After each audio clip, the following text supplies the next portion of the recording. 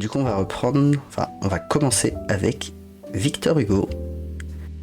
Victor Hugo qui a quand même l'air d'être un sacré goth, mais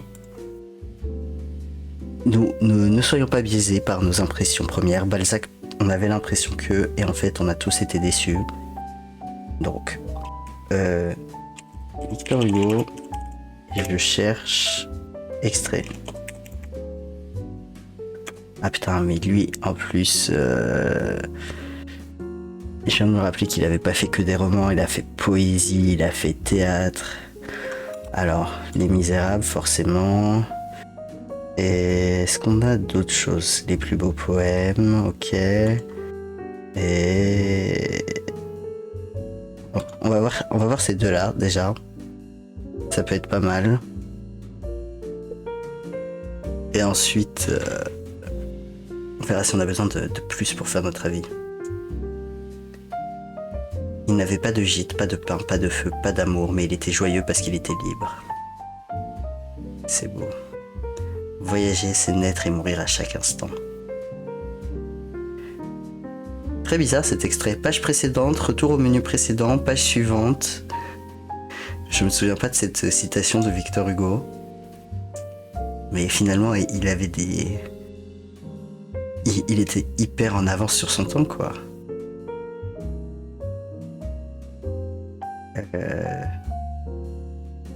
Rien n'est stupide comme vaincre, laver et gloire et convaincre. Avait-il tort?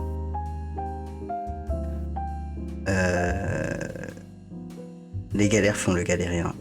Ça, c'est tellement réel. Et c'est tellement d'actualité aussi aujourd'hui où tous les gens sont en mode ouais, il faut qu'on mette les gens en prison pour qu'ils arrêtent d'être hors... Enfin, pour les réhabiliter, alors qu'au contraire, si tu vas en prison, t'as 1000 fois plus de chances de tomber dans dans des crimes, mais délits plus graves que quand tu y es entré parce que t'es dans une mauvaise influence. Bref. Nous sommes pour la religion contre les religions. Extrait de ses poèmes. Le seul que je connais, ça doit être Demain dès l'aube, à l'heure où blanchit la campagne, nanana, qu'il a écrit pour sa fille qui est morte. Mais a-t-il écrit d'autres choses? Elle est là. Demain dès l'aube, à l'heure où blanchit la campagne, je partirai. Vois-tu, je sais que tu m'attends. J'irai par la forêt, j'irai par la montagne, je ne puis demeurer loin de toi plus longtemps. Je marcherai les yeux fixés sur mes pensées, sans rien voir au dehors, sans entendre aucun bruit. Seul, inconnu, le dos courbé, les mains croisées. Triste, et le jour pour moi sera comme la nuit. Je ne regarderai ni l'or du soir qui tombe, ni les voiles au loin descendant vers Harfleur. Et quand j'arriverai, je mettrai sur ta tombe un bouquet de houffères et de bruyères en fleurs. Effectivement, c'est joli, mais c'est de la poésie. La poésie, c'est de la triche. Mais je suis un peu saoulé que dans Les Misérables, il n'y a pas ces espèces de morceaux de bravoure qu'il adore. Gavroche n'était tombé que pour se redresser. Il resta assis sur son séant. Un long filet de sang rayait son visage. Il éleva ses deux bras en l'air, regarda du côté où était venu le coup et se mit à chanter. Je suis tombé par terre, c'est la faute à Voltaire. Le nez dans le ruisseau, c'est la faute à... Il n'acheva point. Une seconde balle du même terreur latérale l'arrêta court. Cette fois, il s'abattit la face contre le pavé et ne remua plus. Cette petite grande âme venait de s'envoler. C'est quand même beau aussi, même si c'est pas de la poésie. Donc comme quoi... Bon après, est-ce qu'en style Victor Hugo, on pourrait de toute façon lui mettre une mauvaise note? Je ne crois pas. C'est un peu genre le code du style. Très bien. Mais maintenant, Victor Hugo, ta vie. Je la connais partiellement, on va dire. Je sais qu'il a commencé royaliste et qu'après il était en mode non, mais en fait non. Mais à ce point-là, oh putain, la page elle est giga longue. On va essayer d'aller vite, mais en même temps, on ne peut pas virer Victor Hugo. Enfin, c'est Victor Hugo quoi. Déjà, il est né à Besançon, j'ignorais, et il est mort à Paris, comme tous les putains d'auteurs. Alors, parfois surnommé l'homme océan ou l'homme siècle. Ça, j'ignorais par exemple. Né le 7 de Ventose en 10. Il est né le 26 février 1802, putain. C'était quelque chose quand même, ces mois-là. Ok. Ah oui, l'un des écrivains de la langue française et de la littérature mondiale les plus importants quand même. Personnalité politique, intellectuel engagé, ok. Chef de file du romantisme, poète et... Enfin, il a du succès populaire pour ses romans Notre-Dame de Paris et Les Misérables notamment. Ok, alors, il a la Légion d'honneur. Enfance et jeunesse, c'est le fils d'un général, donc un mec de l'armée, qui devient comte, donc d'accord, et d'une meuf issue de la bourgeoisie nantaise. Ok, donc...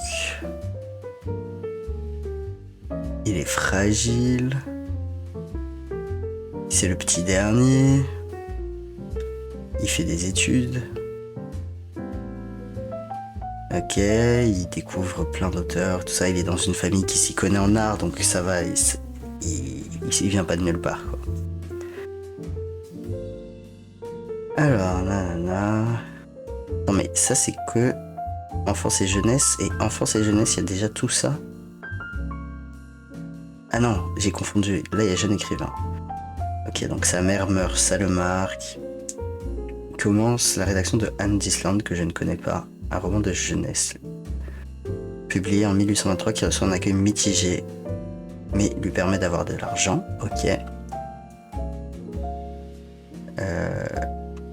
Il reçoit des critiques, mais il est en mode « Ah, mais c'est génial, les critiques, ça me permet de m'améliorer, parce que c'est pas un gros rageux. » Et du coup, il devient pote avec son critiqueur. Il s'intéresse à la peinture, donc il s'intéresse à la peinture une fois qu'il est jeune, quoi. Nanana.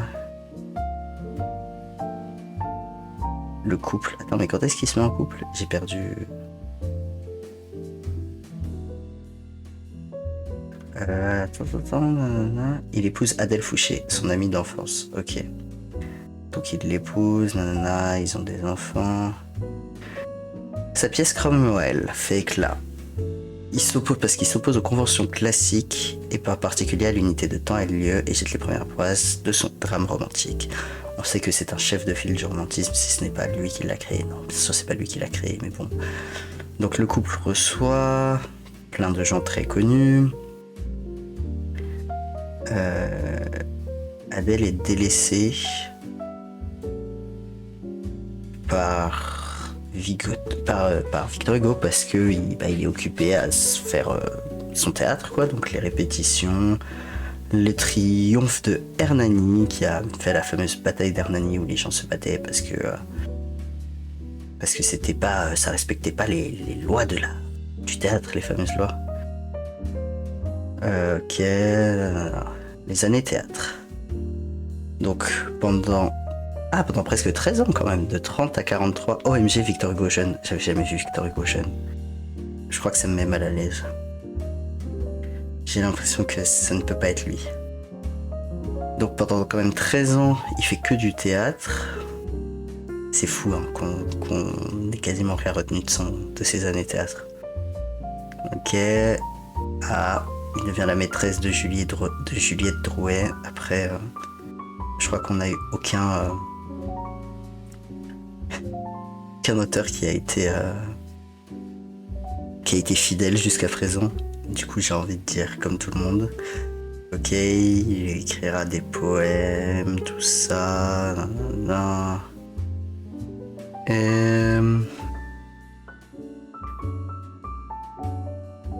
Ok, sa fille meurt, ça on le sait, c'est le fameux Demain dès l'aube. Action politique. Ok, c'est ce qui nous intéresse. Putain, on a plein de trucs de Victor Hugo jeune, mais c'est fou qu'on ait autant de trucs de lui jeune et que la seule image que j'ai de lui, c'est lui giga vieux. Ok, donc il est élevé dans l'esprit du royalisme et il se laisse peu à peu convaincre par l'intérêt de la République. J'ai grandi, écrit-il dans un poème de 1846, en réponse à un reproche d'un ami de sa mère. Haha, il a dit j'ai évolué. Il défend le droit au retour des bannis, ok. La diminution du temps... Il réclame la diminution du temps de travail des enfants de 16h à 10h. Mais sa proposition est contrée par le baron Louis-Jacques Thénard, dont il se vengea en formant le nom des Thénardier, ces personnages les plus détestables des Misérables. Je vois le mood et j'aime bien.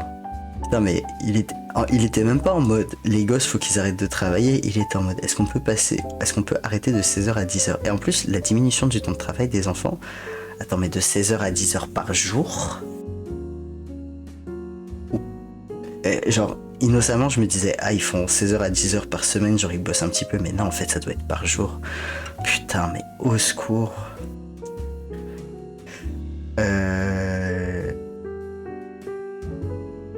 Nanana, il y a des émeutes ouvrières, il est chargé de rétablir l'ordre.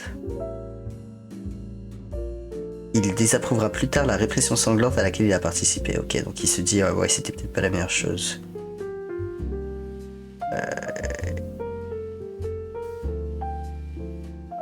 Ok, il est déçu par les autorités de la Révolution de février. Soutient la candidature de Louis-Napoléon Bonaparte. Ah, on sent qu'à l'époque, tu savais pas trop où est-ce que tu devais te placer pour que ça aille bien, quoi. Élu président de la République. Ok.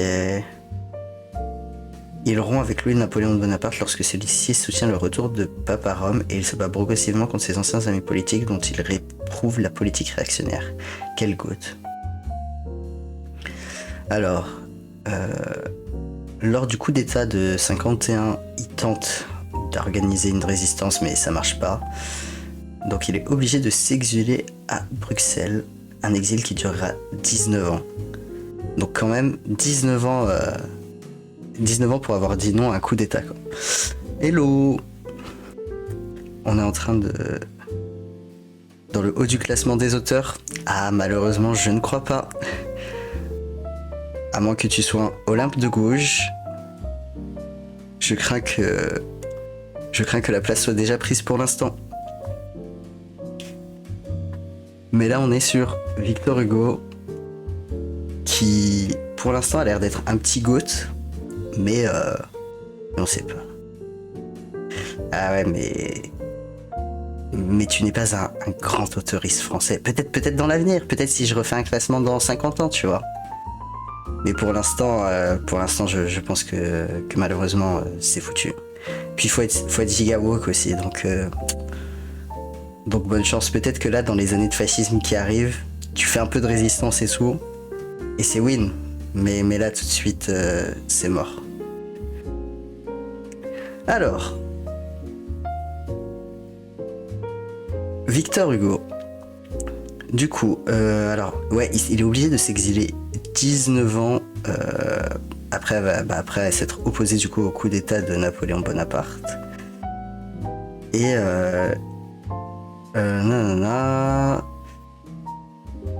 en fait, d'abord il est contraint à l'exil et ensuite c'est lui qui veut juste pas venir à cause de l'amnistie. Enfin, même s'il est amnistié parce qu'il se sent pas quoi. Non, pour être en haut du classement, il faut avoir eu des idées giga de gauche, mais en avance sur son temps, genre.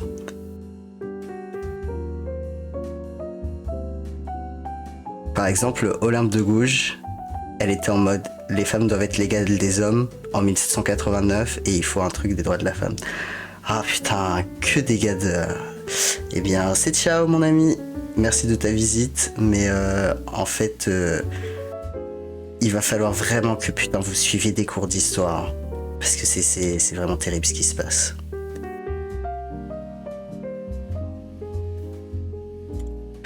Ah. Tous les jours on me dit que le fascisme n'est pas là et tous les jours je vois des petits fachos.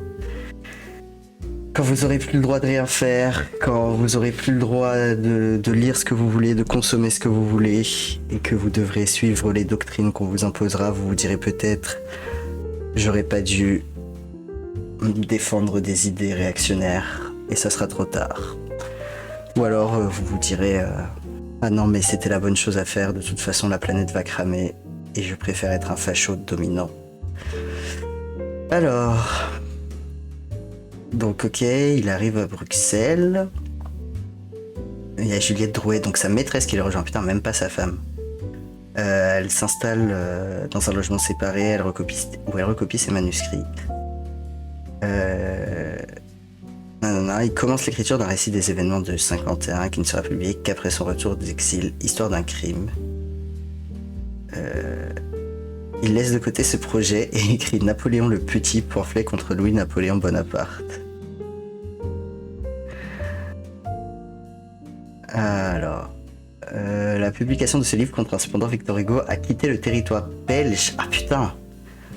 C'est pour ça qu'il s'exile en Angleterre. Putain, mais je savais qu'en fait il était en Angleterre, mais je ne savais pas pourquoi il avait été obligé de quitter la Belgique, mais c'est parce qu'il était trop contre Napoléon en fait.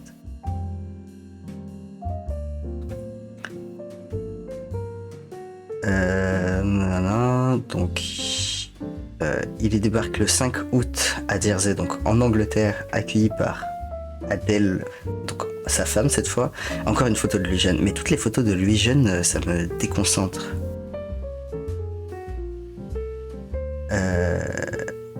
Et Juliette Drouet qui la suit, putain, qui le suit mais H24 et qui est heureusement dans une autre maison, j'ai envie de dire. Ok. Donc l'exil à Jersey donne l'occasion à Victor Hugo d'explorer des nouvelles voies artistiques, ouais. On va dire ça, il va faire un mal pour un bien. Alors attends, quoi? Qu'est-ce que j'ai zappé?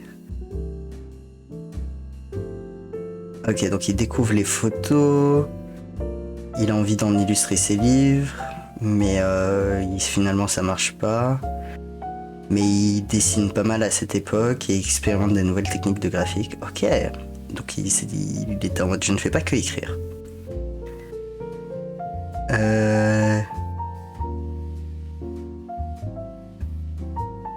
Et donc c'est ça ce qui m'a fait bugger. Delphine de Girardin, inconnue au bataillon, initie les membres de la famille Hugo à la pratique des tables parlantes qui permettent de communiquer avec l'esprit des personnes décédées. Donc en fait les tables de Ouija quoi.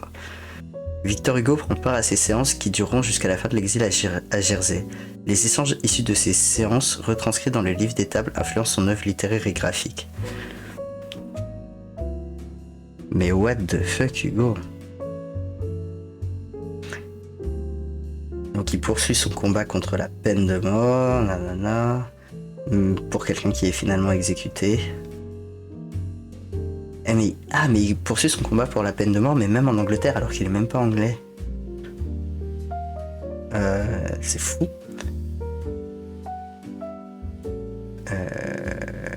Ok. Donc il est finalement expulsé de Jersey pour s'être opposé à la visite officielle de la reine Victoria à Napoléon III, quoi.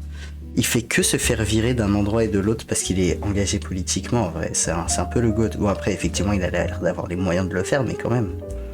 Donc, il va à Guernesey. Tac, tac, tac. Donc, c'est là qu'il achève ses contemplations. Donc, Napoléon III décrète une amnistie générale pour tous les condamnés, mais Victor Hugo dit qu'il va pas rentrer quand même. Fidèle à l'engagement que j'ai pris vis-à-vis de ma conscience, je protesterai jusqu'au bout l'exil de la liberté. Quand la liberté rentrera, je rentrerai. Quel goth. Il était en mode non mais c'est pas suffisant en fait. Il se consacre principalement à l'écriture de son roman Le Misérable, qui connaît un immense succès. Tac, effectivement. Alors. Il fait des voyages. Retour en France.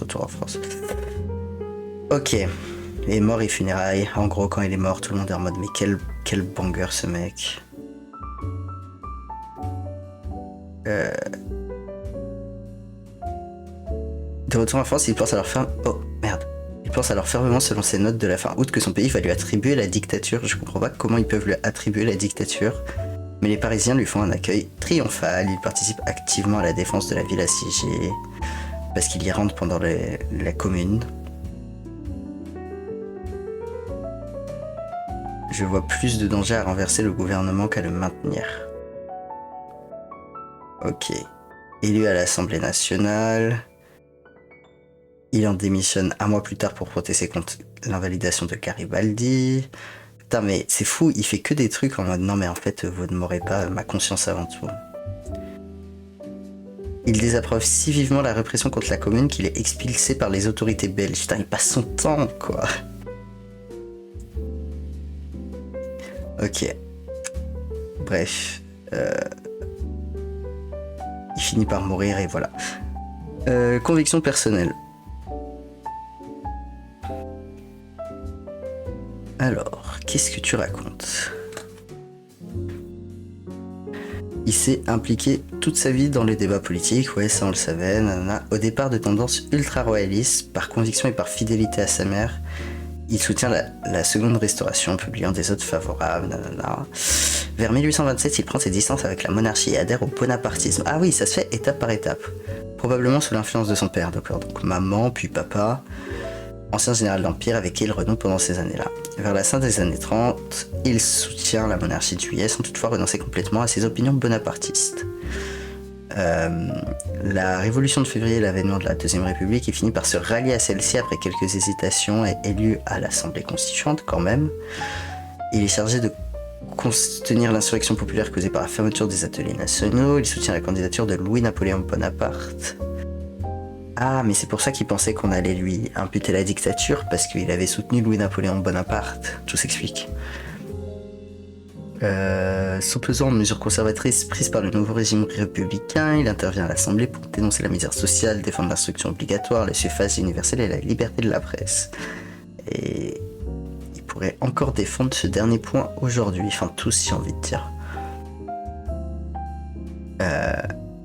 Et devient l'un des principaux opposants au régime et au président Louis-Napoléon Bonaparte, résumant leur action par l'expression « police partout, justice nulle part ».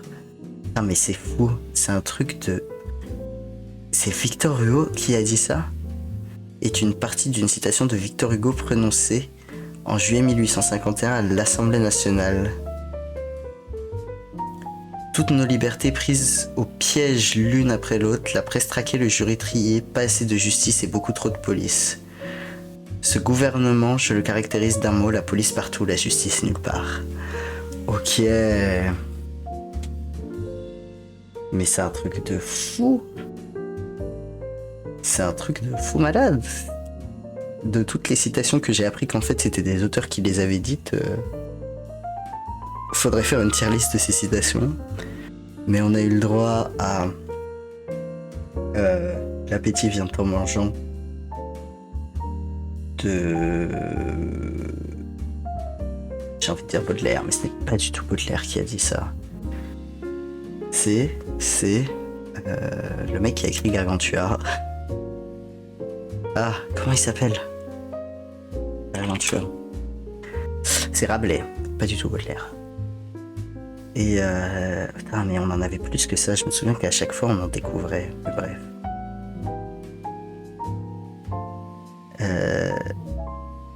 Cette phrase, plus que centenaire, est encore utilisée au XXIe siècle. Tu m'étonnes. Putain, incroyable. Du coup, lors du coup d'état du 2 décembre, il tente d'organiser une résistance, ouais, on l'a vu. Ensuite, ça l'oblige à l'exil, nanana. Revenu en France en 1870, il n'y reste que quelques semaines et il est élu au Sénat puis réélu 6 ans plus tard. Bref, ça a l'air, il a évolué de ultra conservateur à globalement de gauche. Vision d'une Europe unifiée. Une guerre entre Européens est une guerre civile, a fréquemment défendu l'idée de la création des États-Unis d'Europe, donc de l'Union européenne finalement. Un jour viendra où vous, France, vous, Russie, vous, Italie, vous, Angleterre, vous, Allemagne, vous, toutes nations du continent, sans perdre vos qualités distinctes et votre glorieuse individualité, vous vous fondrez étroitement dans une unité supérieure et vous constituerez la fraternité européenne. Absolument comme la Normandie, la Bretagne, la Bourgogne, la Lorraine, l'Alsace, toutes nos provinces se sont fondues dans la France. Ah. Et il a dit ça en 1849. Et aujourd'hui, comment dire que la Russie, l'Italie et l'Angleterre, c'est pas nos gigapotes. Tac, lutte contre la peine de mort, effectivement. Donc le dernier jour d'un condamné, Claude Gueux. Combat contre la misère, ça on le savait. Droit des femmes, ah, intéressant. Je savais. Enfin, il s'est battu pour plein de choses, mais le droit des femmes. De nombreuses pistes de position témoignent de l'engagement de Victor Hugo en faveur de la cause des femmes. Il prend sous son aile l'enfant prodigue Clotilde Cerda i Bosch, fille répudiée par l'architecte Barcelone Ildefons Cerda, et la présente sur la scène artistique européenne en lui inspirant le nom Esmeralda Cervantes. Il accepte d'être président d'honneur de la Ligue française pour le droit des femmes. C'est un peu fou que ça soit un mec qui soit président d'honneur de la Ligue française pour le droit des femmes, mais ok. Une moitié de l'espèce humaine est hors de l'égalité, il faut l'y faire rentrer, donner pour contrepoids au droit de l'homme le droit de la femme. Ok, donc lui aussi il pensait ça. Georges Sand meurt mais nous lègue le droit de la femme, puisant son évidence dans le génie de la femme. Ok, donc il avait l'air d'être assez ok sur les femmes. Croyances religieuses. Je sais pas trop comment attendre. Donc élevé par un père franc-maçon et une mère non pratiquante. Non mais sa mère elle était pas pratiquante mais elle était royaliste. C'est fou. Il se construit une foi profonde mais personnelle, croyant fermement dans l'existence de Dieu. Ok. Il rejette aussi bien le rationalisme que le dogmatisme religieux. Donc il est croyant mais en dehors des carcans de l'église quoi.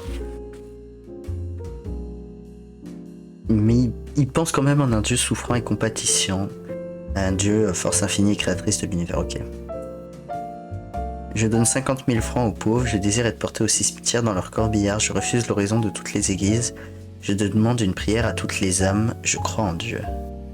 D'accord. Spiritisme, ah oui c'est vrai qu'il y a eu... C'était inattendu, mais ça arrive. Donc voilà, il fait des séances de spiritisme. Est-ce qu'il en tire des choses vraiment intéressantes? Ça remodèlera sa vision du monde. Ah ouais. Tout parle et maintenant, homme sais-tu pourquoi tout parle? Écoute bien ce que vent, onde, flamme, arbres aux rochers, tout vit, tout est plein d'âme. Ok. Vie familiale et privée. Bon bah on sait qu'il est marié à Adèle, qu'il trompe. Mais... Ok... Ayant pris la décision de rester en exil, Victor Hugo accompagne le cercueil de sa femme jusqu'à la contraire Fort-Cobel sans la franchir. Ah ouais, c'est... Quelle conviction. Ok. Des enfants, on s'en fiche. Ah, il a plusieurs surnoms. Le premier est issu de sa propre description de Shakespeare. Attends, c'est quoi son surnom? Ah oui, homme océan. Il y a des hommes océans en fait. En effet, tout cela peut être dans un esprit, et alors cet esprit s'appelle génie.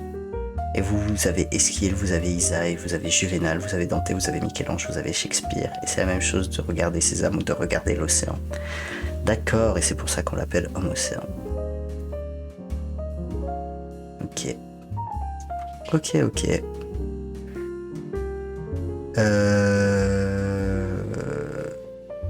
Il y a vraiment un truc timbre, quoi. Comédie musicale. C'est vrai qu'il y a la comédie musicale. Ok. Bon, globalement, il était un peu grotesque, Victor Hugo, on va pas se mentir. Il était grotesque, mais... Est-ce qu'il était BG? Je crois que je préfère limite... Quand... non. Est-ce que je peux pas juste... aller sur DuckDuckGo? Non? Vraiment, ça ne fonctionne pas? Si je fais ça... Ah oui, non, je suis juste con. Est-ce qu'il était BG? Ouais, j'ai l'impression qu'il était plus BG quand il était vieux que quand il était jeune. Tiens, Victor Hugo, et le premier nain, c'est un truc en russe.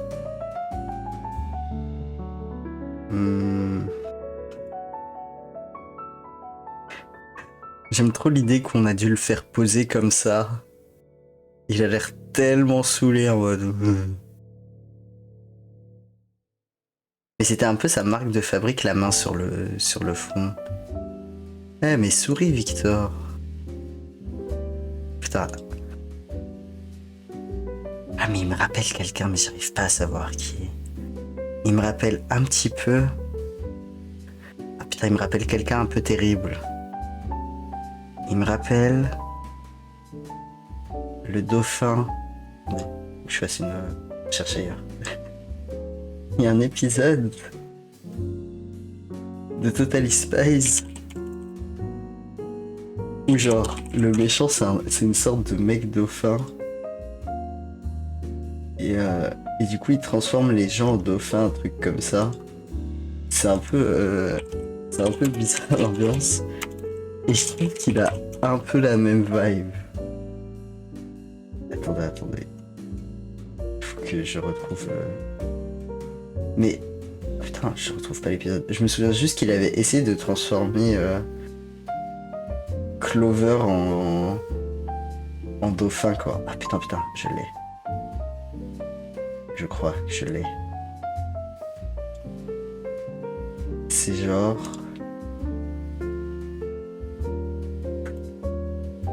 Alors, ok, peut-être que la ressemblance est pas si frappante, mais ça. Est-ce que c'est pas un petit peu la même vibe? Bon, ok, peut-être pas du tout. Mais il était pas si pire. Putain, j'aime trop comment à l'époque ça posait dans les trucs de Napoléon et tout. En fait, on a plein de photos de lui, c'est fou qu'il y ait qu'une seule photo que lui... Genre que celle-là, elle soit pas plus connue là quand il essaye de faire le BG avec sa main dans les cheveux. On a que les photos où il a l'air d'avoir une giga migraine ou alors quoi, il essaye d'utiliser son pouvoir comme le X-Men qui contrôle la pensée, Professeur X. Ok.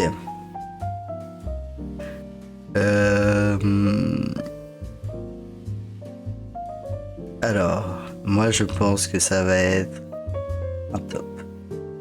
Derrière Olympe, parce que c'était plus facile pour lui, parce qu'il a trompé un peu sa femme. Mais physiquement c'était ok. Ça n'était pas discriminant du moins. Et surtout le reste, il était vraiment en mode... Il avait aucune concession quoi. Après peut-être qu'il avait des avis désastreux qu'on n'a pas vus. C'est très possible. Auquel cas, il faudra le re-rank, le reclasser selon. Mais franchement, de ce qu'on a vu, c'était juste le GOAT. Ok. Et ben ça allait beaucoup plus vite que ce que je pensais, Victor Hugo. Comme quoi, finalement, vie un peu basique. Après, c'est peut-être parce que justement, tout le monde connaît un peu sa vie et du coup, ça va vite, quoi. Jules Verne, si je le reconnais bien. Mais j'ai quand même bien l'impression que c'est Jules Verne. Jules Verne. Ouais. Ah, c'est mon petit bébou, mais là je sens que je vais regretter que ça soit mon petit bébou. Jules Verne. Extrait. Extrait, passage, voyage au centre de la Terre. Pour avoir lu Voyage au centre de la Terre, genre, il y a 2 semaines, c'est pas son meilleur. Par contre, L'île mystérieuse, quel banger. Incroyable, L'île mystérieuse. En fait, c'est mieux quand il essaye de pas être scientifique. Non, c'est un peu terrible. En fait, le problème, c'est que à l'époque, je suppose, comme il était scientifique, comme les gens n'y connaissaient rien et que c'était juste des théories scientifiques, les gens devaient se dire waouh, truc de fou, comme la SF d'aujourd'hui où genre les gens dans 50 ans vont être en mode mais vous avez pété un câble, genre jamais ça marcherait comme ça. Et le problème de Jules Verne, c'est que ça commence vraiment à dater.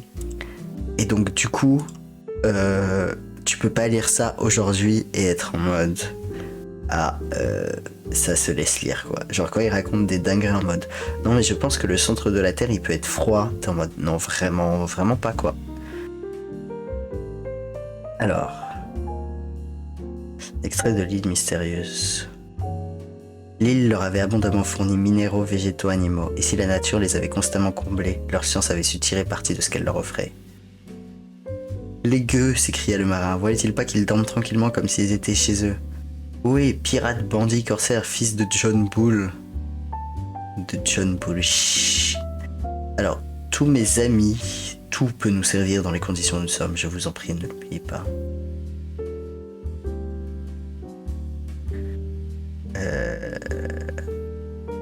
Je crois que Top c'était le nom du chien. Faut que je relise l'île mystérieuse.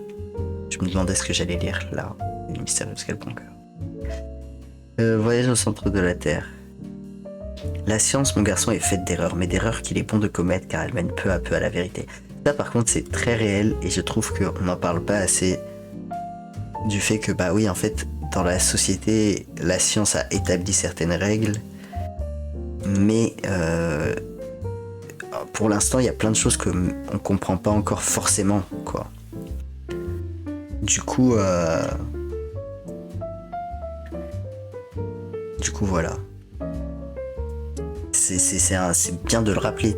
Parce qu'en fait, le problème de dire ouais la science elle répond à tout, ça fait que ensuite quand il y a des gens qui disent oui mais en fait voilà c'était cette théorie, maintenant cette théorie, les gens ils vont dire ah bah vous voyez que la science on peut pacifier alors que c'est pas exactement ça. C'est pas que la théorie d'avant elle était fausse. Enfin pas exactement, bref. Ok. Mais en termes de style, je dois avouer que Jules Verne c'est pas non plus une dinguerie quoi. La vieille maison penchait un peu, il est vrai, et tendait le ventre aux passants. Elle portait son toit incliné sur l'oreille, comme la casquette d'un étudiant de la Tugendbunden. L'aplomb de ses lignes laissait à désirer, mais en somme, elle se tenait bien. Je dirais au quêtière. Alors, Victor Hugo. On y revient. Alors, Jules Verne. Qu'est-ce que je vais apprendre sur toi qui va me faire dire ah, peut-être que je vais pas relire l'île mystérieuse? Jules Verne, comédie musicale? Qu'est-ce que c'est que cette dinguerie? Après oui, effectivement, tu peux faire un tour du monde en 80 jours. Quoi. Déjà, il est de Nantes. C'est un peu un banger. Alors, nanana... je sais pas c'est quoi un avoué. Avoué. Un avoué était un juriste, officier ministériel. Ok, donc... En gros... est issu d'une et sa mère elle vient d'une famille de navigateurs. Ah, tout s'explique. Donc bourgeoisie quoi. Tac tac tac.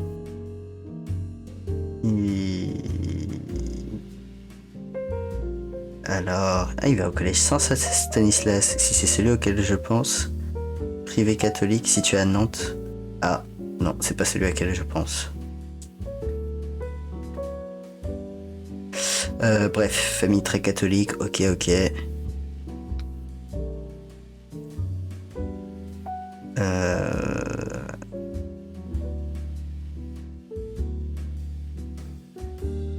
Ok. Donc il y a un mythe qui dit que quand il avait 11 ans, il a tenté de se glisser sur un bateau pour aller en Inde, mais que son père l'a rattrapé au dernier moment. Mais en fait, c'est un mythe parce que il est juste monté à bord d'un voilier, il a exploré, a tourné le gouvernail en l'absence du gardien et c'est tout. Et le capitaine est venu l'engueuler quoi. Ok. Étudiant à Paris, bien sûr, comme tous les écrivains, ils montent à Paris pour faire leurs études. C'est vrai que Paris est alors en révolution. C'est quand même une dinguerie cette époque où genre c'est la révolution H24. Avec la Deuxième République, donc la manifestation succède, le climat social est tendu. Tu m'étonnes. Lui il s'en fout, il fait ses études de droit, il en a rien à foutre. Puis il va dans des salons littéraires, ok. Il est fan de Victor Hugo, Dumas, Musset. L'influence la plus fortement exercée à cette époque sur le jeune écrivain est celle de Victor Hugo. Tu m'étonnes. J'étais au plus haut point sous l'influence de Victor Hugo, très passionné par la lecture et la relecture de ses œuvres. À l'époque, je pouvais réciter par cœur des pages entières de Notre-Dame de Paris. Mais c'était ces pièces de théâtre qui m'ont le plus influencé, et c'est sous cette influence qu'à l'âge de 17 ans, j'ai écrit un certain nombre de tragédies et de comédies, sans compter les romans. Putain, c'est fou. Mais vraiment, j'ai l'impression que la carrière théâtrale de Victor Hugo, elle a eu un impact de fou furieux, mais qu'aujourd'hui on n'en parle pas vraiment, quoi. Ok, donc il demande juste de l'argent à ses parents et il a peur d'avoir le choléra. Ah. Il est épargné au tirage au sort de faire son service militaire. Non, mais c'est pas le seul à être épargné, hein, mais il a de la chance. Hein. Et il écrit à son père. Tu as toujours l'air attristé au sujet de mon tirage au sort et du peu d'inquiétude qu'il m'aurait causé. Tu dois pourtant savoir, mon cher papa, quel cas je fais de l'art militaire. Ces domestiques en grande ou petite livrée dont l'asservissement, les habitudes et les mots techniques qui les désignent les rabaissent au plus bas état de la servitude. Ouais, il est un petit peu contre l'armée quand même. Ce violent pamphlet contre l'armée n'est pas seulement une réaction de jeunesse. Toute sa vie, Jules Verne professera des idées antimilitaristes. Non seulement dans les lettres, mais aussi dans ses romans, où il expose son dégoût de la guerre, à commencer par son premier roman, lorsque le Victoria survole 2 peuplades aux prises au cours d'un combat sanguin. Ce sont de vilains bonhommes, dit Joe. Après cela, s'ils avaient un uniforme, ils seraient comme tous les guerriers du monde. Fuyons plutôt ce spectacle repoussant. Si les grands capitaines pouvaient dominer ainsi le théâtre de leurs exploits, ils finiraient peut-être par perdre le goût du sang et des conquêtes. Si seulement. Mais cet antimilitarisme sera entaché par des idées ambiguës. Tiens donc. Après la guerre de 70 et les événements de la Commune, surtout au moment de l'affaire Dreyfus. Et de nombreux héros verniens seront des militaires, ok. Face au drapeau incarne-t-il l'état d'esprit militariste et revanchard en France, juste avant que n'éclate l'affaire Dreyfus. Montrera un Jules Verne à la fin de sa vie militariste, colonialiste et impérialiste. Je le savais. Je savais que j'allais être déçu. Je l'ai fait quand même. Il a fait l'inverse de Victor Hugo, quoi. Enfin, l'inverse même pas. Mais il a été pire dans son fin de vie que son début.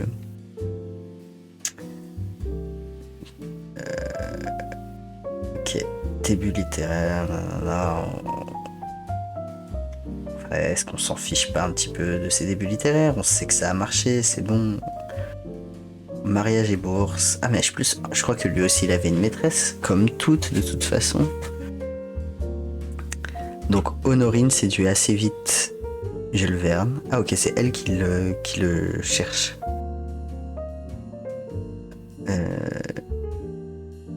Ok. Il veut se marier mais il gagne pas assez d'argent. Il envisage des plans d'investissement en bourse et se lancer dans une activité d'agent de change. Ok. Bref, il investit. Est-ce qu'il perd tout son argent comme Balzac? J'ai pas l'impression.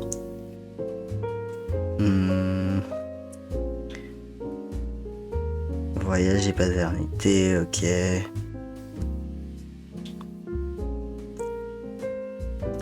Donc, il voyage en Angleterre et en Écosse. Bon, ça va, il voyage pas non plus de fou furieux, quoi.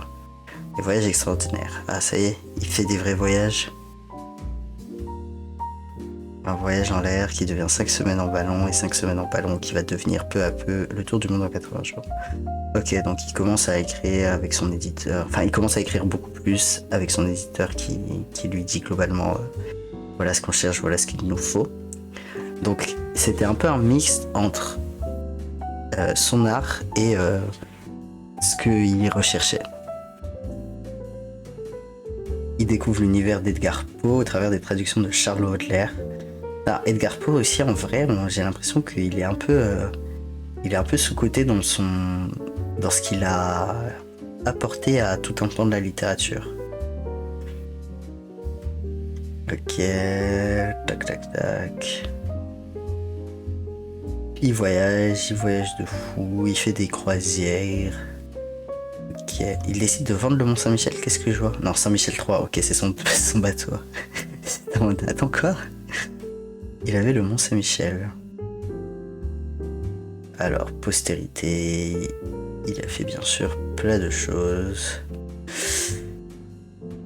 Vladimir Poutine affirme en 2005 qu'il est rare de trouver aujourd'hui en Russie quelqu'un qui, enfant, ne soit pas passionné pour Jules Verne ou Dumas. D'accord. C'est intéressant, Poutine. Adaptation au cinéma, ouais, il y a eu plein d'adaptations et tout. Il n'y a pas un truc genre. C'est. Les idées politiques, bah en fait, on les a eu en 3 mots, quoi, et c'était un peu dommage. Parce qu'il avait peut-être d'autres choses. Ah, Ezel pousse Jules Verne à entrer à l'Académie française. Celui-ci répond: qui n'a pas une grande fortune ou une grande situation politique n'a point de chance d'y arriver.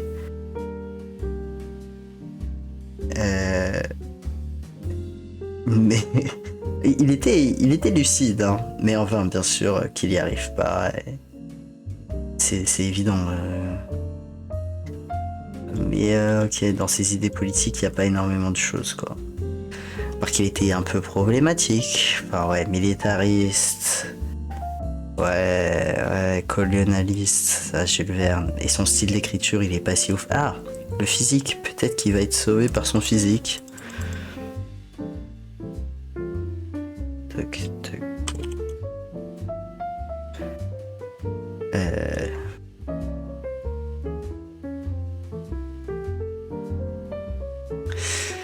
Pourquoi Victor Hugo? Putain, vraiment. Problème avec Victor Hugo, quoi. Alors, Jules Verne. Ah, lui, pour le coup, on a que des photos de lui vieux. Ah non, ça c'est lui jeune. Eh, ça c'est pas mal.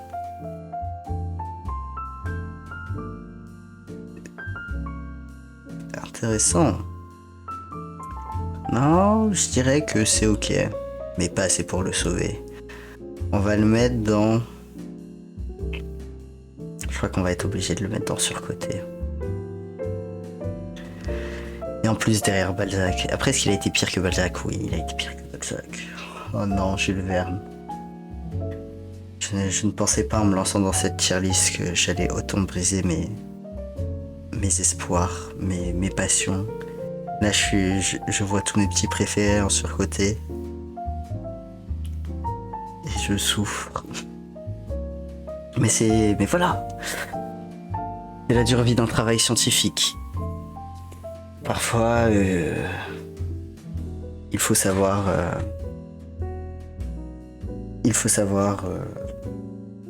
prendre du recul et accepter ses erreurs sur certaines personnes, sur ce qu'on pensait d'eux. Ok. Je ne sais pas qui c'est. Je suppose que c'est Zola, mais je n'en suis pas 100% sûr. Est-ce Zola? Maupassant. Pas du tout. Putain, mais attends, mais y a pas Zola? Oh, Rimbaud, ça c'est Proust, Baudelaire, pas Zola. Ou alors je le reconnais pas. Ah, c'est peut-être lui. Il a une vibe de Zola. On verra bien. Maupassant. Maupassant, en vrai, pareil, je pense que je fais... Parce que Maupassant, c'est le fantastique. Et j'adore le fantastique. Mais juste... je sens qu'il ça va... fantastique. Mais je sens que... Voilà, quoi, c'est... Il va avoir des techniques désastreuses. Après, il a fait... Boule de suie où il défend une prostituée. Du coup, peut-être que je me fais des idées. En vrai, il va être totalement ok, de fou furieux. Et j'invente des problèmes. Mais voilà. Guy de Maupassant extrait. Le Horla, bien sûr. Et c'était sûr que ça allait être ça. La nuit. Belle Amie. Ah putain. J'aimais bien Maupassant, mais là je me suis rappelé que c'est lui qui avait fait Belle Amie. Et Belle Amie, c'est un des rares livres que j'ai... compliqué de le terminer, quoi. Attends, mais pourquoi il y a Robert Pattinson? Attends, il y a eu une adaptation de Belle Amie avec Pattinson. Qu'est-ce que... Belle Amie... Film 2012. Ah mais oui. Ah, t'es bien comme de la merde, truc de fou. Drame italo-britannique. Attends, mais comment tu peux faire un film italo-britannique sur un livre français? Je sais pas. Et après, oui, non, je suppose qu'effectivement, why not, quoi, mais... Alors, un extrait de l'or, là. Ai-je 5 juillet? Ai-je perdu la raison? Ce qui s'est passé, ce que j'ai vu la nuit dernière est tellement étrange que ma tête s'égare quand j'y songe. Comment je le fais maintenant? Chaque soir, j'avais fermé ma porte à clé. Puis, en soif, je bu un demi-verre d'eau. Et je remarquai par hasard que ma carafe était pleine jusqu'au bouchon de cristal. Je me couchai ensuite et je tombais dans un de mes sommeils épouvantables dont je fus tiré au bout de 2 heures environ par une secousse plus affreuse encore. Figurez-vous un homme qui dort, qu'on assassine et qui se réveille avec un couteau dans le poumon et qui râle couvert de sang et qui ne peut plus respirer, qui va mourir et qui ne comprend pas. Voilà. Et enfin reconquis ma raison. J'eus soif de nouveau. J'allumai une bougie, j'allai vers la table où était posée ma carafe. Je la soulevai en le penchant sur mon verre. Rien ne coula. Elle était vide. Elle était vide. Complètement. D'abord, je n'y compris rien. Puis tout à coup, je ressentis une émotion si terrible que je dus m'asseoir ou plutôt que je tombais sur une chaise. Puis je me redressai d'un saut pour regarder autour de moi. Puis je me rassis éperdu d'étonnement et de peur devant le cristal transparent. Je le contemplais avec des yeux fixes, cherchant à deviner. Mes mains tremblaient. On avait bu cette eau? Qui? Moi? Moi sans doute. Ce ne pouvait être que moi. Alors, j'étais somnambule. Je vivais sans le savoir de cette double vie mystérieuse qui fait douter s'il y a 2 êtres en nous, ou si un étranger inconnaissable et invisible anime par moments quand notre âme est engourdie, notre corps captif qui obéit à cet autre comme à nous-mêmes, plus qu'à nous-mêmes. En vrai, ça se lit bien, mot passant. Moi j'aime bien. C'est sympa.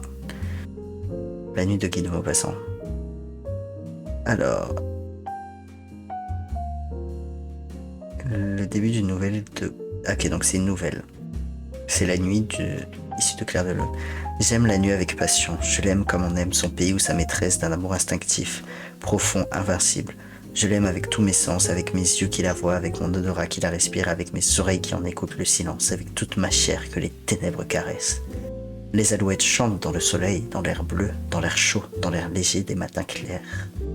Le hibou fuit dans la nuit, tache noire qui passe à travers l'espace noir et, réjoui, grisé par la noire immensité, il pousse son cri vibrant et sinistre. En vrai, niveau style, je suis convaincu. Bravo Guy.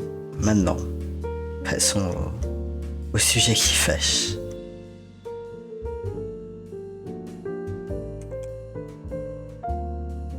Guy de Maupassant.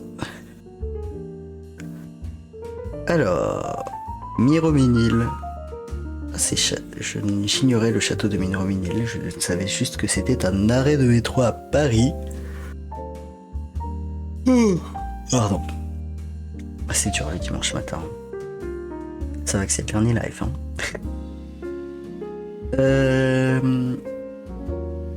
Tac, il a marqué la truc là. Ah, c'est une petite page wiki, ça va quoi. Né Henri-René Albert Guy de Maupassant. Ah mais oui, j'allais dire c'est un bourgeois, mais non, c'est un noble. Petite noblesse, donc ça va. C'est pas la chiga noblesse. Elle ne dispose d'aucune reconnaissance nobiliaire officielle correspondant au royaume de France. Ah, coup dur pour lui. Ok, donc premier métier... Il travaille 1 an gratuitement au ministère de la Marine. Il a le titre d'employé aux écritures non rémunérées. C'était donc comme ça qu'on appelait les stagiaires à l'époque. Après, pendant 1 an, c'était un stagiaire très long, mais... Putain... Lui jeune, c'est quelque chose. C'est... Mais sympa, j'aime bien.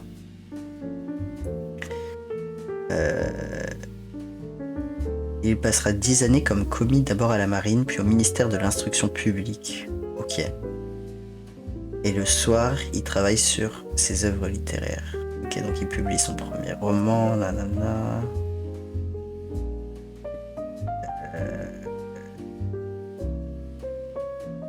Ok, donc globalement, il a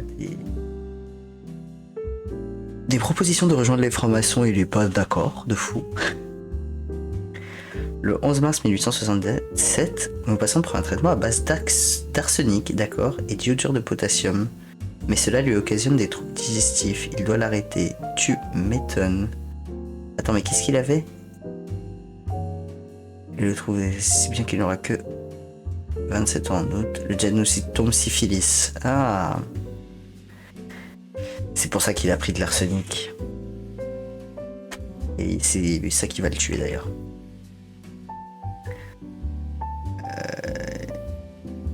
Donc il perd ses cheveux, il a des migraines tenaces, il n'arrive pas à lire plus d'1 heure. Ah, il est chasseur. Il ne la manquera que rarement. Très bien. Très bien, très bien. Donc, début littéraire, Flaubert le prend sous sa protection. Putain, on va peut-être faire Flaubert aujourd'hui aussi après. Je sais pas. Ok, donc... Flaubert le guide, nanana... Maupassant et ses amis lui organisent une seconde représentation de la pièce à la fin. Ok, on s'en fout. Lui, Mallarmé, ouais. Vu avec qui il traîne, j'ai peu d'espoir pour lui.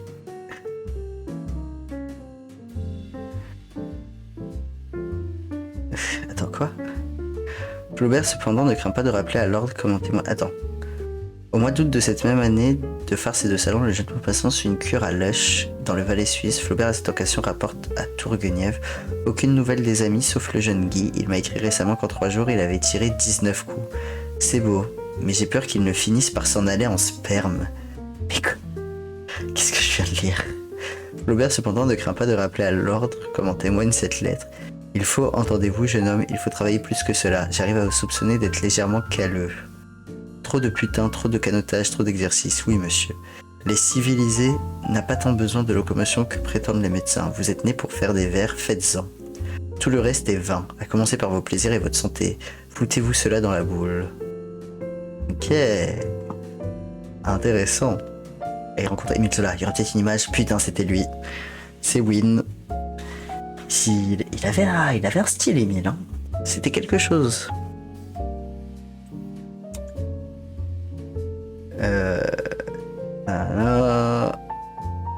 Chez Flaubert. Il rencontre Émile Zola ainsi que de nombreux écrivains appartenant au mouvement naturaliste et réaliste. Il écrit beaucoup de vers et de cours de pièces.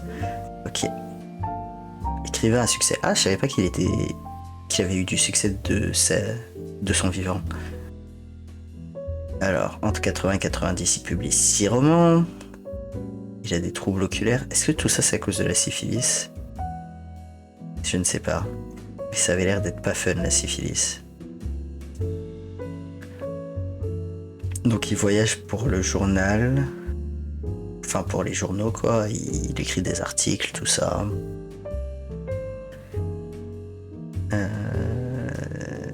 Tac, ok. De ses voyages, il garde une préférence pour la Corse.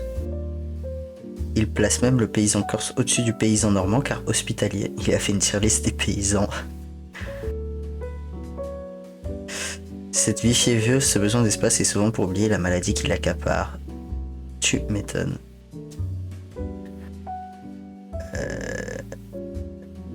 Les dernières années, il est malade, donc forcément...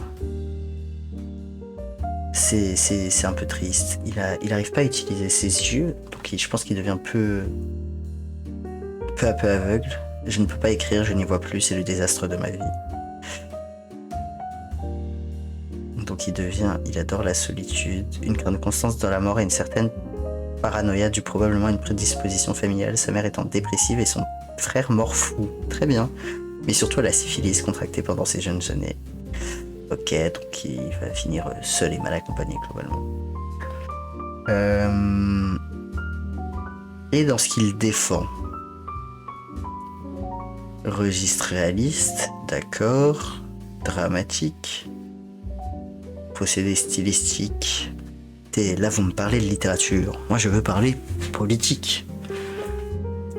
Je crois qu'on va être obligé d'aller chercher des sources ailleurs. Mais après c'est peut-être un petit genre de gars qui n'était juste pas engagé. Voilà, c'est ça. La politique de Maupassant, c'est ça. Entre un le et un la ne mène pas à l'équivalence. La politique de Maupassant. Alors, qu'est-ce qui se passe? Oh putain, je déteste quand les gens font des intros de 12 heures pour dire une chose. Le hors-line fable antisémite, mais c'est genre un point d'interrogation, du coup on n'est pas sûr. Mais globalement, ok, il avait rien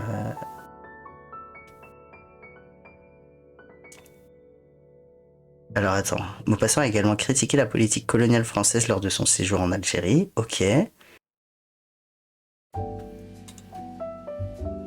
Euh... ok, y a pas quelqu'un qui dit...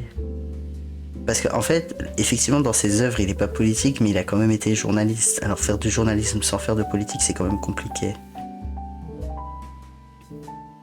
Non.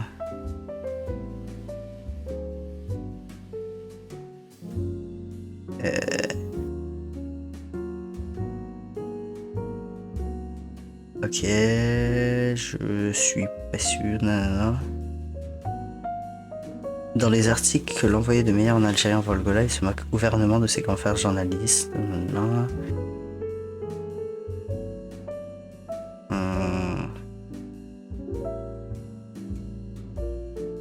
Oui.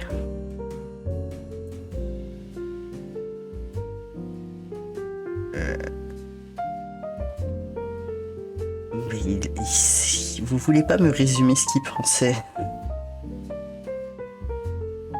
Oh radicaux, délivrez-nous des sauveurs et des militaires qui n'ont dans la tête qu'une ritournelle et de l'eau bénite. Ah.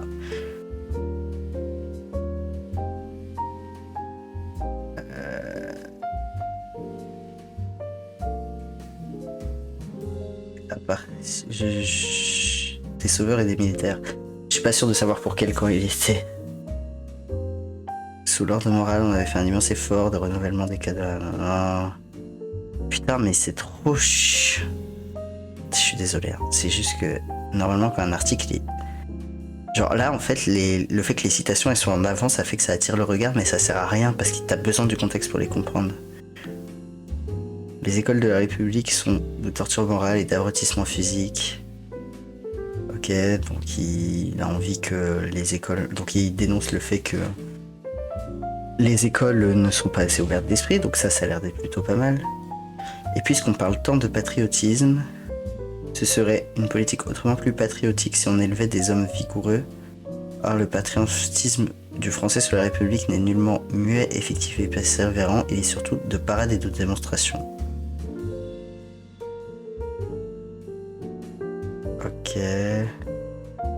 Donc il a l'air d'être plutôt internationaliste.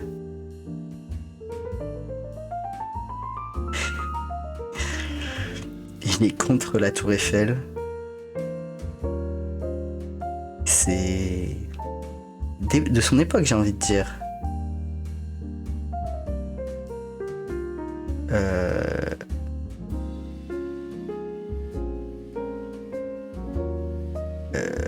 Donc en fait, il est contre la République, mais parce qu'il est en mode la République, c'est que de la poudre aux yeux et c'est pas réel, quoi.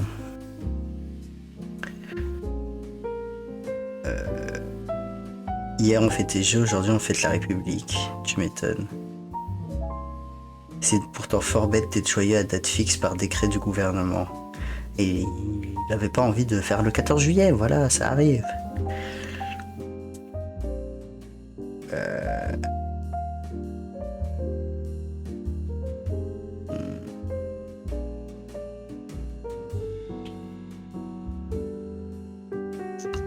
Alors, Maupassant systématiquement et pendant 10 ans remet en cause toute une mythologie depuis 1870 qui est l'esprit trop répandu en passant et en passe de se fixer dans la conscience politique de tout un peuple. Après, avait-il tort? Non. C'est vrai que la révolution, ça a été... Enfin, c'est devenu un mythe, quoi, c'est vrai. C'est pour ça qu'on parle pas tant que ça de la terreur. Mais qu'est-ce qu'il proposait? En fait, il a l'air d'être très nihiliste, quoi.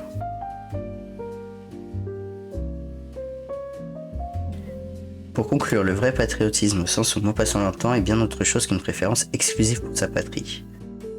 En dehors de ce sentiment idéal qu'on appelle l'amour de la patrie, il existe une singulière tendresse instinctive presque essentielle pour le pays où nous sommes nés. On est loin du nationalisme outré de l'instruction civile de Paul-Père. Il n'est pas jusqu'aux contes et nouvelles qui nous confirment cette idée. En 1871, le malheureux Waldner Schnarf, égaré derrière les lignes françaises, pensait longuement aux siens laissés là-bas toutes les nuits et pleurait parfois. Il n'était pas le seul, car du fanté français, nombreux sont les petits troupiers qui soupirent et parfois pleurent. Bon, ok, il a une vision étonnante du nationalisme, on va dire. Mais qu'est-ce que t'as de plus à nous apporter? Mais qu'est-ce que ça fait sur Free, le contexte historique et social de Bel-Ami? Les chroniques politiques de Guy de Maupassant. Ah, putain, c'est un livre. Est-ce qu'il y a des trucs intéressants?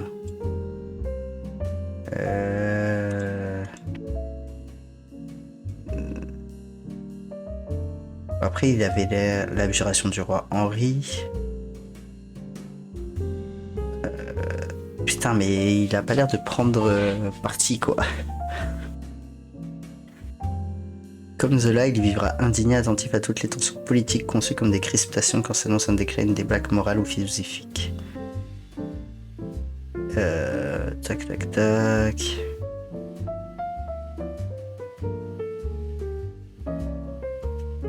Ok.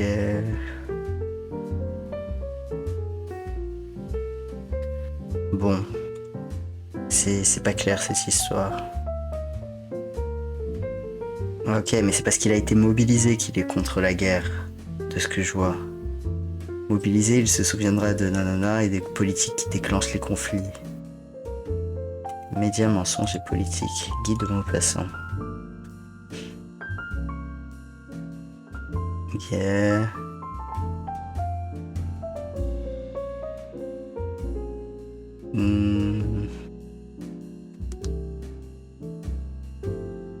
D'accord.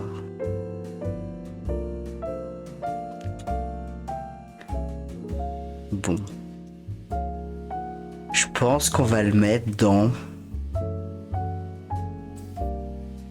C'est pas mal. Entre La Fontaine et Pascal. Avant Pascal. Parce que quand même, le fantastique, tout ça, plein de choses, que oui, il a un peu apporté, il a l'air d'être un petit peu intéressé à certains sujets, être anticolonialiste, tout ça, bon, à cette époque, c'est un truc de fou. Et après, j'ai pas l'impression qu'il défendait particulièrement des trucs réactionnaires, il était juste un petit peu neutre. Genre, je sais pas comment dire le truc, mais il s'y intéressait pas, quoi, on va dire. C'est tout. Ok. Et on va finir par Rimbaud. Alors j'espère, je vais voir sa page wiki. Mais Rimbaud, il doit pas avoir une page wiki de fou furieux parce que en vrai...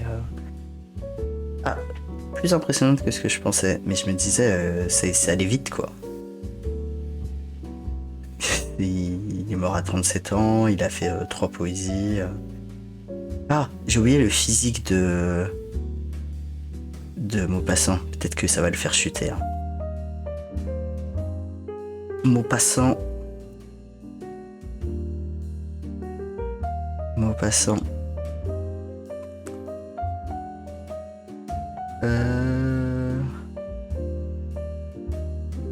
Bon, ça va. Il a un peu les sourcils froncés, quoi. Il est pas content, mais il est ok, tiens. Non, ça change rien. Ok. Rimbaud. On va commencer par des extraits de Monsieur Rimbaud, bien sûr. On pourrait faire tout ça. Et on pourrait faire tous ces poèmes parce qu'il en a pas non plus fait des centaines, mais peut-être que je le sous-estime. Ma bohème. Ma bohème. Je m'en allais, les poings dans mes poches crevées, mon paletot aussi devenait idéal. J'allais sous le ciel, muse, et j'étais ton féal. Oh là là, que d'amour splendide j'ai rêvé. Mon unique culotte avait un large trou. Petit poussé rêveur, j'égrenais dans ma course des rimes. Mon auberge était à la grande ours. Mes étoiles au ciel avaient un doux froufrou. Et je les écoutais assis au bord des routes, ces bons soirs de septembre où je sentais des gouttes de rosée à mon front, comme un vin de vigueur, où rimant au milieu des ombres fantastiques, comme des lyres, je tirais les élastiques de mes souliers blessés, un pied près de mon cœur. Je comprends pourquoi il est réputé. Ah, le dormeur du Val, bien sûr. C'est un trou de verdure où chante une rivière, accrochant follement aux herbes des haillons. D'argent où le soleil et la montagne fière. Lui, c'est un petit Val qui mousse de rayons. Un soldat jeune, bouche ouverte, tête nue, et la nuque baignant dans le frais cresson bleu. D'or, il était tendu dans l'herbe sous la nue, pâle dans son hiver où la lumière pleut. Les pieds dans les glaïeuls, il dort, souriant comme sourirait un enfant malade. Il fait un somme, nature berce-le chaudement, il a froid, les parfums ne font pas frissonner sa narine. Il dort dans le soleil, la main sur la poitrine. Tranquille, il a 2 trous rouges au côté droit. C'est quelque chose quand même. Ok. Il est mort à Marseille. Putain, il est pas mort à Paris. Incroyable. Bravo. Je pense qu'il a déjà les points bonus de virocambolesque. Il écrit ses premiers poèmes à 15 ans. Ok. Il cherche à dépasser ses influences en développant ses propres conceptions théoriques, déclarant que le poète doit se faire voyant, c'est-à-dire chercher et décrire l'inconnu par-delà les perceptions humaines usuelles, quitte à y sacrifier sa propre intégrité mentale ou physique. Tu m'étonnes. Il a fait les deux. Hein. Il se met à innover radicalement en matière d'audace formelle jusqu'à aborder le genre du poème en prose, dont la voie avait été ouverte, mais du coup il a quand même suivi quoi. Il entretient parallèlement une aventure tumultueuse avec le poète Paul Verlaine qui influence profondément son œuvre. Je me demande si on a Verlaine dans les auteurs là. Si on l'a, je le connais pas. Enfin, je l'ai pas reconnu. Qui ressemble à quoi, Verlaine? Ah bah c'est lui. Putain. Eh ben, je le voyais pas comme ça. Vers l'âge de 20 ans, il renonce si vitement à la littérature, n'ayant alors publié qu'un seul ouvrage à compte d'auteur, Une saison en enfer, et quelques poèmes épars dans des revues confidentielles, ce qui contribue encore à son mythe. Il se consacre alors dans un premier temps à l'apprentissage de plusieurs langues, puis mu par ses idées marginales, anti-bourgeoises et libertaires, choisit une vie aventureuse, dont les pérégrinations l'amènent jusqu'en Abyssine, où il devient négociant et explorateur. Sa tentative d'armer Ménélique avec l'aval du conflit de France. C'est quoi Ménélique? Prince Négus de Shoah, puis roi des rois d'Éthiopie. Ah oui, le roi des rois. S'avère désastreuse pour lui, son unique trafic d'armes n'a véritablement qu'une incidence politique symbolique, mais contribue à sa légende. D'accord. Il a vraiment eu un mythe quoi. Dans cette seconde vie exotique, les seuls écrits connus consistent en près de 180 lettres et quelques descriptions géographiques. Ok. La précocité de son génie, sa carrière littéraire fulgurante, sa vie brève et aventureuse contribuent à forger sa légende et faire de lui l'un des géants de la littérature mondiale. En plus, on n'a qu'une photo de lui à 17 ans, du coup, ça donne l'impression qu'il a toujours été un jeune fou, alors qu'on n'en sait rien en fait. Ok. Donc, famille bourgeoise, quoi. Carrière de poète. Quelle photo de fou furieux.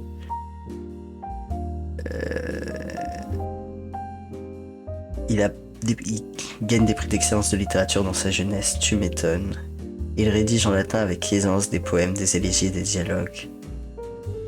Quel truc de fou furieux en vrai qu'à l'époque, genre à 11-12 ans, tu connaissais assez bien le latin pour l'écrire comme ça. Genre en fait je me dis si t'avais fait des études à cette époque et que t'arrives dans notre monde d'aujourd'hui, mais tu dois être trop en mode mais attends, tout ce que j'ai appris ne sert à rien quoi.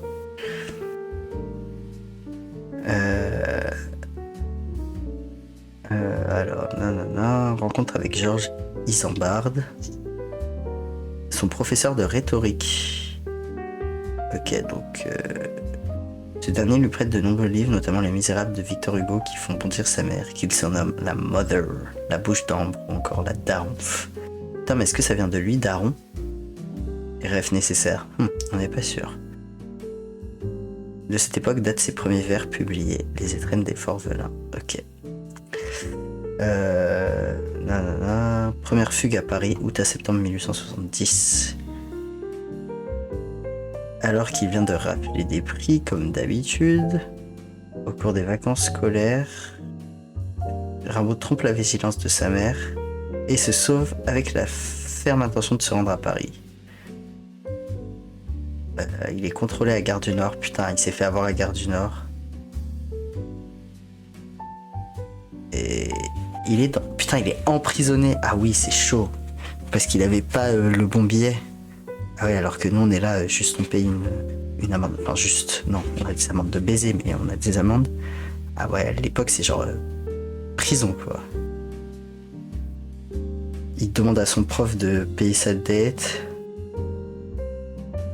Et son prof est en mode d'accord. Ouais, c'est un bon prof. J'espère. J'espère qu'on va pas apprendre un truc horrible là bientôt.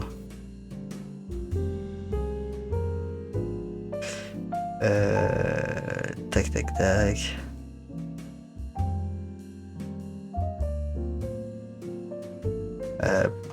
Il décide d'accompagner. Ok, donc il paye la dette de Rimbaud et il lui dit bah viens chez moi en attendant. Et ensuite il le raccompagne chez lui et la mère de Rimbaud claque son fils comme jamais et engueule le prof qui fuit quoi. Ok, les lettres de Isambard. Tac tac tac, relation avec Verlaine.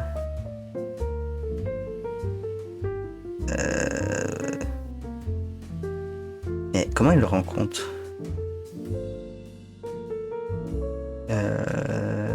Finalement rentré à Paris de son exil après la Commune, il invite Rimbaud. Ok, donc Verlaine il s'était exilé pendant la Commune. Venez, cher Grand'Mame, on vous rappelle, on vous attend. Donc, ok, il est... Mais on sait pas d'où il vient. Est-ce que c'est juste ses poèmes? C'est très possible.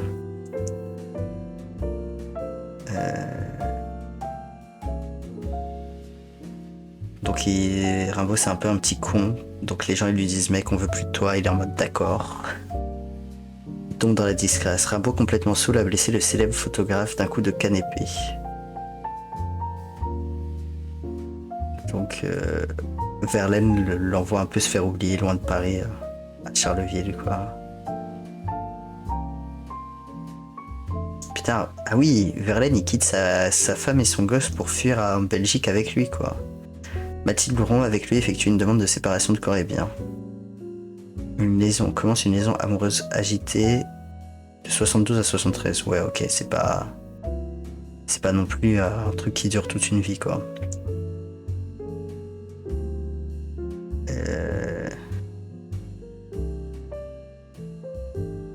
Verlaine quitte brusquement Rimbaud le 3 juillet. En même temps tu m'étonnes, ça avait l'air d'être quelque chose quoi. Rimbaud le rejoint le 8 juillet, persuadé que Verlaine n'aura pas le courage de mettre fin à ses jours. Et il avait raison. Verlaine, ivre, lui tire dessus à 2 reprises quand même, et le blessant légèrement.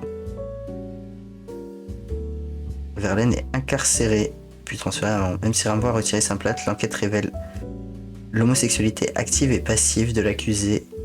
Putain, mais comment une enquête peut révéler ça?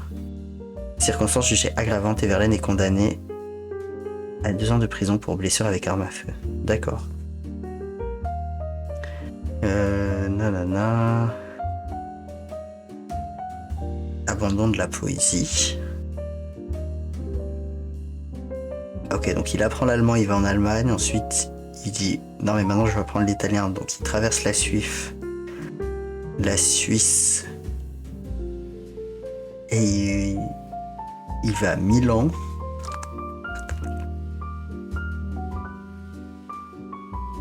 Donc ça voyage quoi. Puis vers les Indes néerlandaises, putain mais ok, d'accord, ça voyage. Voyage en Europe, départ pour Égypte et Chypre, ok. Bon, il voyage, ça on le sait. La Corne, l'Afrique, l'Arabie Saoudite. Mais c'est intéressant sur sa vie. Je pense qu'il aura... Enfin, il aura clairement le bonus de vie rocambolesque, quoi. Mais... ses idées politiques. Tout ça, ça parle de son trafic d'armes. Putain, mais c'est des trucs de fou. Rimbaud et l'islam. Ah! Rimbaud possédait un Coran annoté par son père et un second acheté chez Hachette afin de se fondre dans la population et d'être mieux perçu. Il adoptait les us et coutumes du pays où il séjournait et n'hésitait pas à revêtir le costume des marchands arabes. Mais il ne se serait pas converti. C'était un arabisant érudit, mais affirme que Rimbaud ne serait pas converti à l'islam. Ok. Mais y a des gens qui disent que il prêchait le Coran comme moyen de pénétrer dans des régions alors inconnues de l'Afrique.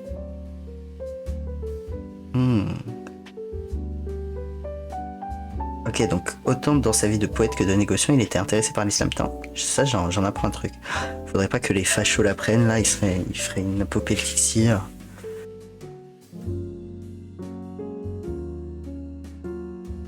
Ok.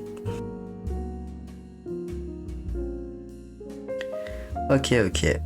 Convalescence et opération. Il a un néoplasme. C'est quoi un néoplasme? Ok, un truc sur l'œil, quoi, globalement. Ah non, lui, il a la cuisse.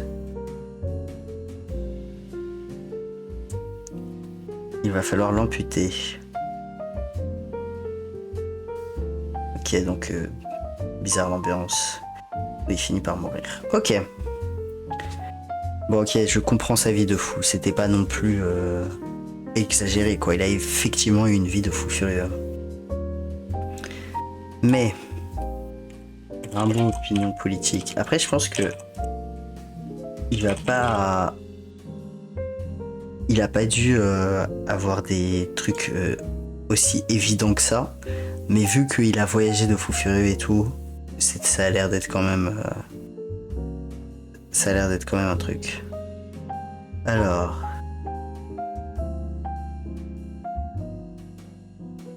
ok, donc là, il est contre le pouvoir. Après la semaine sanglante de la Pourrite, qui sont autant d'invectives contre le pouvoir en place, il traite dans une lettre les assiégeants de hargneux pourris. Voilà. Socialiste ou révolutionnaire, globalement.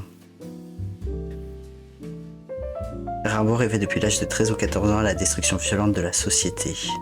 Ses sympathies pour les ouvriers entrevues dans les forgerons ne l'empêchent pas de se placer au-dessus de la révolte. Il sera lui le voleur de feu car il s'agit de placer la poésie en avant de l'action. Et il travaille à se rendre voyant. Ce qui paraît établi, c'est un Rimbaud anticlérical qui rejette dans ses œuvres violemment l'action de l'Église, sa dérive loin du message christique, ses cérémonies, son alliance objective avec le pouvoir et l'exploitation.